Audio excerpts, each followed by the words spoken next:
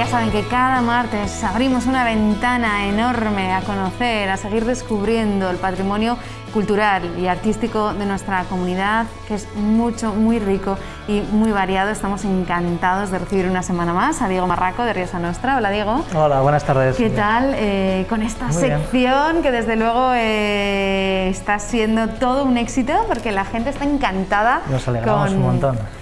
Sí, con las propuestas, al final son propuestas también que nos traéis culturales para conocer más y también que tenemos la suerte de visitarlas. Ahora que estamos en esta situación, ya sabemos que en la Semana Santa no vamos a poder viajar, pero tenemos muchas propuestas para conocer en La Rioja. Bueno, pues ahora que no vamos a poder viajar en Semana Santa, tenemos muchos sitios en La Rioja a los que se puede ir, que están muy cerquita y que merece la pena visitar. Así que si ayudamos a conocer un poquito más nuestra región, pues estamos encantados, que de eso se trata. Desde luego que sí, la gente en sus casas, que ya la semana pasada Isabel que nos decía, bueno, es un tema que nos va a encantar, que desde luego hay que prestar atención, así que yo le voy a dejar al protagonista que presente a Diego. ¿De qué vamos a hablar hoy? Creo que sacó mucha expectación la semana pasada. Pues hoy nos vamos a descubrir unos esos rinconcitos de La Rioja muy poco conocidos, seguramente menos conocido aquí en Logroño, en la capital, o en La Rioja Alta que en La Rioja Baja, porque fue un sitio muy conocido durante mucho tiempo. Hoy nos vamos al pueblecito de Ambasaguas, o a Entrambasaguas, ya que tiene dos nombres. Y vamos a hablar un poquito pues, de su patrimonio y de su cultura y de por qué merece conocerse ese rinconcito de La Rioja. ¿Por qué esos dos nombres? Porque realmente se le conoce como Ambasaguas, pero históricamente tiene esos dos... No, en teoría tiene dos nombres, o sea, es un pueblo con dos nombres, Ambasaguas o Entrambasaguas, y las dos hacen referencia a que en realidad está en la parte alta de un valle y tiene un montón de manantiales, y de hecho son varios los arroyos que pasan por un pueblecito que evidentemente es muy pequeño, entonces tiene ese nombre de Ambasaguas o Entrambasaguas. Perfecto. ¿Por dónde empezamos, Diego? ¿Por el patrimonio? Pues por donde tú mandes, por el patrimonio. Venga, vamos por el patrimonio. Pues siendo un pueblecito muy chiquitín, tiene algunos elementos relevantes, arquitectónicos, por ejemplo. Tiene lo que se llama, un par de ejemplos muy importantes de lo que se llama el románico rural. El románico rural no es ese gran románico del Camino de Santiago, probablemente, pero bueno, tiene su encanto porque es un románico, digamos, mucho más chiquitín, pero hecho con modestia, pero con mucho encanto. Tiene una iglesia construida entre los siglos XIII, XIV, muy reformada en el XVI, de estilo románico, que se recuperó hace unos años, que estaba en muy mal estado, evidentemente un pueblo muy chiquitín, prácticamente abandonado, pues estaba muy dejada y se consiguió arreglar. Y es una auténtica joya, es un edificio muy chiquitín, muy pequeñito, pero que merece la pena visitar. Se encuentra enfrente de un prado con una fuente, o sea, es un lugar idílico entre los chopos. El otro elemento así que llama mucho la atención, lo primero cuando llegas al pueblo, es su puente. Tiene un puente de un solo arco, pero muy potente, muy grande, además construido con esta piedra de color azulada que hay en esa zona entre los valles de Linares y el valle del Cidacos, que en su día se proyectó que tuviera dos. De hecho hay una parte que se ve donde termina el puente, que está como a medio terminar, y se ve el arranque de lo que hubiera sido el segundo arco, pero que nunca se llegó a construir, siempre tuvo un arco y se quedó a medias. Servía para salvar uno de esos arroyos en esos caminos que comunicaban pues, el valle del Linares, es donde se encuentra Igea y Cornago, con la otra parte, el valle siguiente, que es el del Cidacos, la parte de Enciso y de Munilla, por ejemplo. Destaca esa ermita, la ermita del Cristo, porque precisamente el Cristo que había dentro de esa ermita era muy conocido. Os decía, es un sitio muy conocido y sobre todo en La Rioja Baja más, porque durante mucho tiempo fue un sitio muy visitado. A la entrada del pueblo, tú cuando llegas al pueblo al final del valle, lo primero que te encuentras es con la ermita del Cristo. La ermita del Cristo, hoy en día recuperada también, afortunadamente, es una ermita del siglo XVIII, y que en su día tenía diferentes dependencias adosadas, ya que era un santuario, tenía pues, sitios para poder alojar a la gente y que pernoctara en el camino, también tenía evidentemente establos para alojar esos caballos, y dentro de esa ermita hay un Cristo, que se llama el Cristo de Ambasaguas, el Santo Cristo de Ambasaguas, el cual la gente del pueblo todavía hoy sigue haciendo romería a primeros de mayo. Y en su día era una romería tremendamente multitudinaria, venía gente pues, de toda la Rioja Baja, pero de la Ribera de Navarra o incluso de Soria. Era muy conocida porque el Cristo era muy milagrero. Se le atribuyen multitud de milagros. Pues milagros de los que se oyen siempre, sobre todo sanaciones, curaciones milagrosas. Pero también hemos estado leyendo pues, milagros más de andar por casa, pues, milagros más de pueblo. Pues un hombre que había perdido unos bueyes en la tormenta y cuando va a visitar al Cristo le aparecen los bueyes por la puerta, por ejemplo, cosas de la vida cotidiana y que nos hablan pues, de esa vida cotidiana de la gente de esa época. Las tradiciones de los pueblos, la importancia de esa ermita, decías, Diego, un pueblo que no es un pueblo abandonado. ¿Querías hacer hincapié en esto? Sí, antes de cambiar de eso, otras cosas, por ejemplo, que se atribuyen al Cristo, antes de terminar, por ejemplo, se le atribuyen poderes contra la brujería. Una de las cosas que preocupaba mucho en las sociedades digamos, medieval o incluso moderna era el tema de los males de ojo y la brujería. Pues este Cristo era, por ejemplo, muy famoso porque se repartían allí lo que podríamos llamar pues casi, no oraciones, casi conjuros contra la brujería, sobre todo contra la enfermedad de los animales, que se solía atribuir eso a males de ojo. Y cada vez que la gente iba, repartía unas chapitas que ponías en la puerta y eso te protegía contra el mal de ojo y contra la brujería. Una de las cosas muy curiosas también que hacían los romeros cuando iban a ambas aguas era recoger piedras de Santa Casilda. Tú ibas a ambas aguas de romería y te llevabas de recuerdo una piedra de Santa Casilda que sirve para, cuando hay tormenta, tú la lanzas al cielo y entonces no te caen los rayos. ¿Qué es una piedra de Santa Casilda? Una piedra de Santa Casilda es esto. Son piritas. Piritas, somos las piritas, claro, de ambas aguas. Las piritas de ambas aguas. Esto durante siglos eran las piedras de Santa Casilda. Con esto, claro, volvemos a lo mismo, una sociedad que vivía en el campo, sin pararrayos, era tremendamente peligroso que te pillara una tormenta. De ahí la importancia de las piedras de rayo, por ejemplo, o en este caso de las piedras de Santa Casilda, que no deja de ser pues eso, las famosas piritas de ambas aguas. O sea que tradicionalmente se cogían estas piritas y se iba hasta la ermita. No, la gente cuando iba al pueblo, lo que hacía era recogerlas, porque sí que es verdad que hay minas de pirita, pero por toda la parte del valle hay piritas, prácticamente te las encuentras en el río en cualquier lado. Entonces la gente las recogía y eso, cuando había tormenta, tú lanzabas al aire y entonces ya no te caían los rayos. Entonces es una forma de protegerte en las tormentas contra los rayos. Por eso era un recuerdo muy típico de la gente que iba en romería, aprovechaba a coger las piedras de Santa Casilda. Esa para ti. Pues gracias. No vaya a ser que te pille alguna tormenta en el monte y no tengas pararrayos. Y que nos protejan. Y entonces te caiga. Mejor estar protegidos. Pues gracias, Diego. Decías que era un Cristo milagrero que era famoso, y las romerías que eran pueblos de alrededor, no solo de La Rioja, los que acudían hasta ambas aguas. Sí, la gente mayoritariamente era de Muro de Aguas, que en realidad ambas aguas es una aldea que pertenece a Muro de Aguas, pero también mucha gente de Rioja Baja, de Arnedo, de Calahorra, pero incluso de la Ribera de Navarra o incluso del norte de Soria, de los pueblos que es que prácticamente la otra ladera de la montaña es Soria. Entonces todos esos pueblos estaban muy conectados y al ser un sitio muy famoso por estos milagros venía gente de muchísimos sitios. Y hoy decíamos que es un pueblo que no está despoblado, que creo que hay... No está despoblado. A pesar de todo no está despoblado. ¿Cuántas personas hay censadas en ambas aguas? 4. 4, ni más ni menos, 4. Esto sí que se cuentan con los dedos de la mano. Con los dedos de una mano, y te sobran. En realidad, 4 personas censadas, de un pueblo que a mediados del siglo XIX probablemente superaría la centena. De un pueblo que en el siglo XIX tenía una treintena de casas y que ahora pues no le quedarán en pie ni no llegarán ni a 10.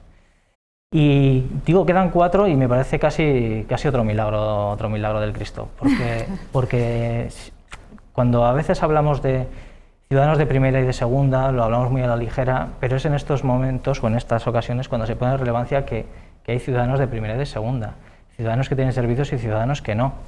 Es un pueblo que tiene tanto derecho como cualquiera a tener agua, que no la tuvo hasta 2008, que tiene derecho a tener luz, que no la tiene todavía, a pesar de promesas, y que no tiene luz a pesar de tener los postes de la luz a menos de 1 kilómetro del pueblo, y sin embargo no tiene enganche. Quien vive allí vive con placas, pero no tiene derecho a tener luz eléctrica. Que no tiene carretera, hay que recorrer desde el pueblo más cercano, que es Muro de Aguas, casi 7 kilómetros de pista forestal para llegar al pueblo, son 7 kilómetros de pista, cuando cuando hace años se proyectó la LR286, que va de Cornagua a Enciso y pasa por la ladera de enfrente, a menos de 2 kilómetros del pueblo, y sin embargo la carretera no llega a ese pueblo. ¿Quién demonios plantea una carretera para unir cosas y el pueblo que está enfrente lo deja aislado? Es un pueblo totalmente maltratado y que aún así, a pesar de todo, vive gente y tiene una asociación, además, de amigos de ambas aguas, que protege su patrimonio, que se preocupa, que mantiene viva la romería, las fiestas y que siempre trata de reivindicar las cosas de su pueblo. ¿Cuántos otros pueblos se han quedado por el camino? Pues en La Rioja alrededor de una 50, y sin embargo se mantiene con uñas y dientes, pero por el empeño de su gente. Y es un empeño fuerte. Hace falta tener las raíces muy profundas para que no se te lleve un vendamal como este.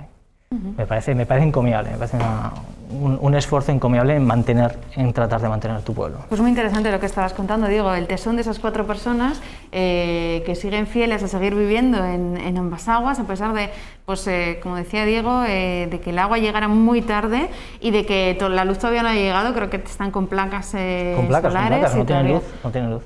Creo que fue en los 60, 70 donde se produjo esa despoblación, ¿no? Todavía.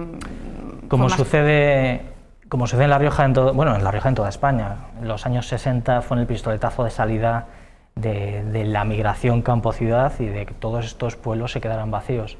De cuenta de que España se desarrolló muy rápido, pasó de ser casi un país medieval a ser un país moderno en 10 años, pero esa modernidad no fue para todos, esa modernidad fue para las ciudades. Si tú te ibas a la ciudad tenías que agua, calefacción, luz eléctrica. Estamos hablando que en 2020 este pueblo no tiene luz eléctrica. Bueno, la tiene gracias a que quien puede se ha puesto una placa solar, pero a día de hoy no tiene luz. ¿Qué dejamos para todos esos pueblos de la sierra que se quedaron totalmente aislados, sin ningún tipo de servicio, sin acceso a la modernidad? Se quedaron fuera de la vida moderna. Entonces, la gente no le quedó otro remedio que marcharse en busca de una vida. Ya no te digo una vida mejor, busca de una vida, porque en el pueblo era imposible. Lo que sí es rico también el pueblo es en yacimientos de ignitas, creo que también hay cerca, y sobre todo las piritas de ambas aguas. Las piritas de ambas aguas. Que me regalaba Diego porque hay bastantes. Es mundialmente, además, es reconocida esta zona precisamente. Es una zona muy famosa por el tema de las piritas y además creo que por el tema del sustrato y el tema de geológica van bastante unidas al tema de las huellas y de las piritas. Las piritas son el oro de los tontos, así se llama, el oro de los tontos, el oro de los locos, porque es parecido, es así dorado, brilla mucho, pero en realidad no es oro. Hay varias minas de pirita, una por ejemplo en ambas aguas, pequeñita, hay otra en Navajún, muy famosa, muy grande, y alguna más en la zona de Soria. O sea, toda esa zona es muy abundante en piritas. Las piritas se llaman así por el fuego, piros en griego, se utilizaban para hacer fuego, ya que si las frotas contra un metal saltan muchas chispas, entonces servían para hacer fuego. Pues durante mucho tiempo, incluso con las primeras armas de fuego, eran muy útiles. Luego ya dejaron de tener utilidad y se utilizaron para extraer azufre, ácido sulfúrico. Prácticamente las piritas son azufre y hierro, entonces de ahí se extraía ácido sulfúrico. Hoy en día tampoco, hay otros métodos mucho más eficaces para extraer azufre. Entonces no se utilizan más que para uso decorativo. Entonces estas minas, algunas incluso llegaron a cerrar. Todas estas minas pues solo se utilizan en cantidades muy pequeñas, pues para las ferias medievales, por ejemplo, que estamos cansados de verlos para decoración en las ferias medievales, pues probablemente muchas de esas que vemos en las ferias medievales de toda España sean de La Rioja, o de ambas aguas, o de Navajún, casi con seguridad. Bueno, yo creo que ya hemos hecho un recorrido interesante. Sí que me gustaría, Diego, ¿cómo podríamos invitar a la gente que nos está escuchando? Porque es una buena opción visitar ambas aguas, conocer ambas aguas y tener la oportunidad, oye, de pasar una tarde o pues una el mañana pueblo por es que allí. el pueblo además lo hemos traído porque es un sitio que merece la pena conocer. Es un pueblo precioso, en un entorno natural que es una maravilla. Está al fondo del valle de Valloroso, que es uno de los afluentes del Linares, en una naturaleza pues, de antiguos prados, pero también de bosques de encinas. Entonces está en un entorno natural maravilloso.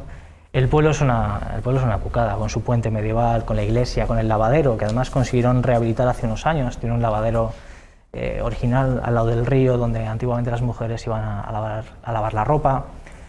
Es un lugar que en otro sitio sería visitable, o sea, sería un pueblo de estos medievales encantador, y aquí lo tenemos por ahí perdido. Pues para llegar es bien sencillo, además hoy con Google todos llegamos a todos lados, pero no hay más que llegar a Muro de Aguas, y desde Muro de Aguas hay un camino recto que sube todo el valle hasta llegar a este pueblo. El camino es largo, no por la distancia, sino por lo que hemos hablado, porque cuesta mucho por cómo están hechas las comunicaciones, pero es un lugar en el que una vez estás allí casi que te transporta a otro lugar, a otra época, no a otro lugar, a otra época. Pues si queremos transportarnos al medievo y conocer una joya como la que nos ha traído hoy Diego, que además nos lo ha explicado también, ahora ya cuando vayamos a Ambasaguas ya vamos a ir escuchando tus palabras y todo lo que nos has contado, Diego, pues una propuesta que nos ha traído Diego Marroco esta semana. Vamos con la actualidad, que también nos gusta cada semana que nos contéis cómo ha ido la actualidad de la semana, y creo que tenemos que hablar de las cloacas de Calahorra. Hablábamos con Isaac la semana pasada y ahí hay novedades. Pues traemos una noticia buena y una mala. La buena es que, pues como hablaba Isaac la semana pasada, se había hecho una campaña de crowdfunding para intentar excavar y rehabilitar parte de las cloacas romanas de Calahorra. Bueno, pues esta semana ya se ha recibido el permiso de patrimonio, pues para empezar con la excavación, con lo cual pues en breve comenzará, y eso siempre es una buena noticia. Pues buena noticia que se va sin duda a la ciudad bimilenaria Calahorra, pero creo que también la mala está por ahí, creo que sí, nos vamos de Calahorra. En Calahorra siempre nos dan una de cal y una de arena. En este caso tenemos pues la extracción del canal. Apareció en una de las reformas del casco antiguo, de una de las calles del casco antiguo, un canal romano, y lamentablemente también es verdad que era complicado, es complicado la extracción de una pieza así, pero al sacarlo con la excavadora, pues una de las grietas se parte y entonces descompensa donde lo tenían colgado y se cae. ¿Y la estructura se viene abajo? Entonces lo que ha hecho ha sido caerse y espanzurrarse. Han dicho que es posible que se pueda recuperar, porque además es solo una parte, se ha sacado en varios trozos, pero es una pérdida y un daño muy grave. Y sí que es verdad que estas cosas no se pueden sacar como si fueran sacos de patatas, que es la sensación que da por los vídeos que han corrido en las redes sociales esta semana.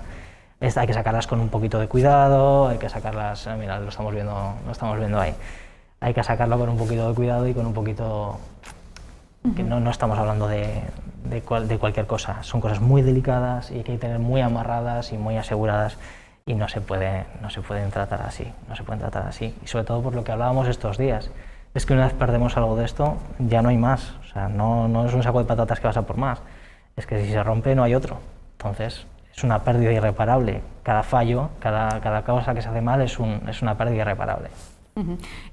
Pues lo estábamos viendo sin duda en el vídeo, se ve claramente, bueno, pues como finalmente la estructura cede, se derrumba y cae desde luego hecho añicos, así que bueno, pues esta parte, la cal y la arena que decía Diego, esa parte positiva de la recuperación de las cloacas de ese crowdfunding, pero bueno, la parte negativa, bueno, pues la rotura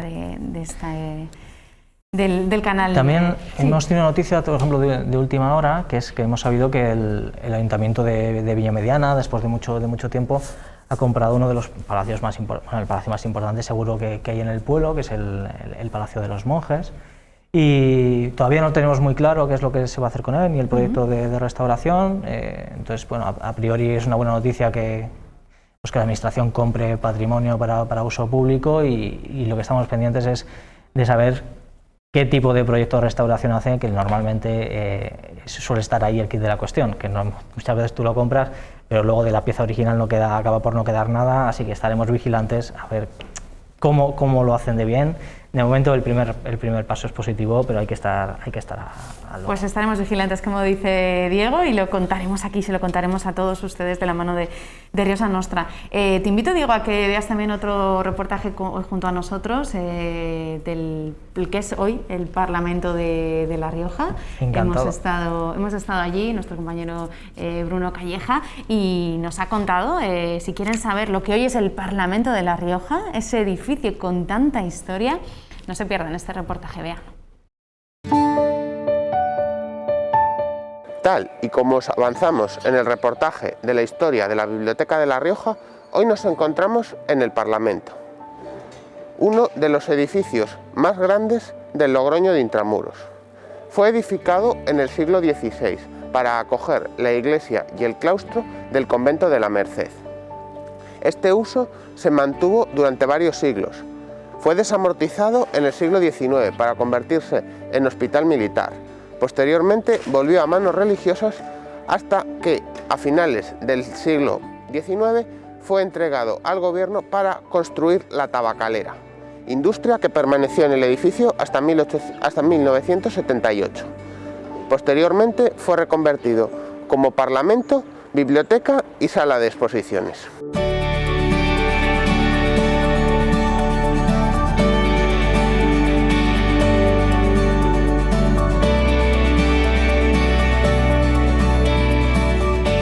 A mis espaldas se encuentra la puerta original de la iglesia de la Merced. Esta puerta fue trasladada a su posición original en el siglo XVII, colocando frente a ella la gran portada que podemos ver en la actualidad. Elementos señeros de esta portada pueden ser las 3 hornacinas, los motivos florales o los 3 escudos de la Orden de la Merced. Los escudos tienen en la parte superior una cruz cruzada y en la parte inferior las franjas del escudo del rey de Aragón, pues fue este rey quien fundó en el año 1218, junto con otras personas, la Orden de la Merced. Ahora mismo nos encontramos recorriendo el interior de la antigua iglesia. Esta iglesia parece tener unos orígenes medievales, aunque muy posiblemente los muros que estamos viendo sean obra del siglo XVI. Las imponentes columnas soportaban el peso de una bóveda que desconocemos su forma, dado que el incendio de 1944 nos privó de ella.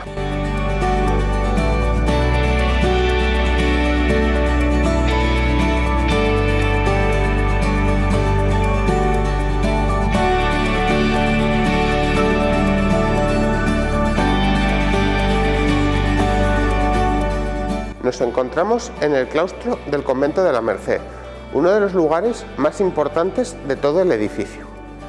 Por estos pasillos pasearon monjes durante su época monástica. En el interior, en el centro, se colocó la máquina diésel que alimentó a la tabacalera durante más de medio siglo y en la actualidad acoge el Salón de Plenos del Parlamento de La Rioja.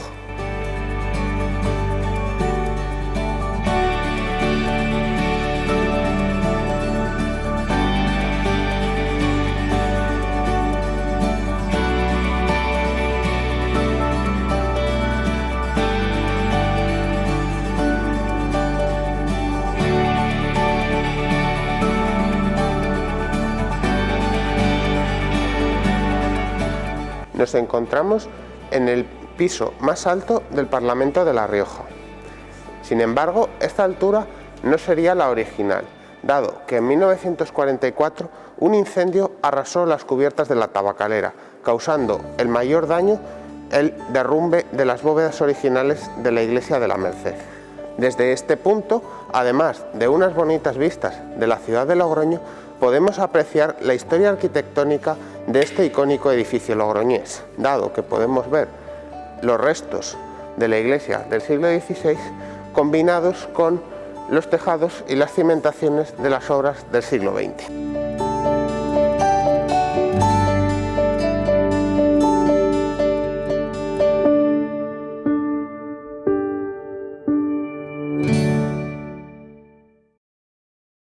Pues ahí estaba el recorrido histórico de lo que hoy es el Parlamento de La Rioja, pero cuánta historia detrás hemos descubierto con Bruno, ¿verdad, Diego? Es un edificio muy chulo. Es una maravilla de edificio, porque además ha sido tantas cosas, entonces es tan complejo, han pasado tantas cosas por ahí que bueno, es un edificio que merece la pena conocer, sin duda. Sí. Desde luego les hemos abierto las puertas a verlo de otra manera.